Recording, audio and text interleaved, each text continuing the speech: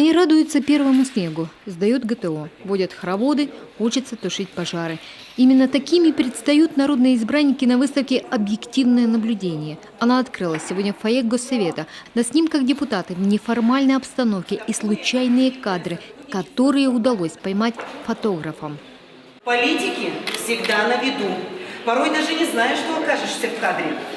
И поэтому ответственность, которую несут депутаты перед самим собой за свои слова, за свои поступки, конечно, она имеет очень большую цену. После церемонии сразу в работу. В повестке предстоящей сессии порядка 30 вопросов. Самый главный – внесение изменений в бюджет. Расходная часть увеличится аж на 2 миллиарда рублей. Доходы прирастут на 351 миллион. В основном это федеральные субвенции. Львиная доля – 1 200 000 000 пойдет на заработную плату, в том числе и на повышенный МРОТ. 180 миллионов получит Комиавиатранс. Еще 20 миллионов уйдут на ремонт клубов. Минфин наш активно работает по поиску более дешевых кредитов, замещению кредитов, ищет более дешевые ставки. Ну и все правительство нацелено на то, чтобы работать с федералами на получение дополнительных субсидий. Еще 270 миллионов рублей направят на реализацию нового закона о формировании тарифов на теплоэнергию. Документ, который, по словам народных избранников, поможет сдержать рост цен на энергоресурс, парламентарии намерены принять уже на завтрашней сессии. Первое.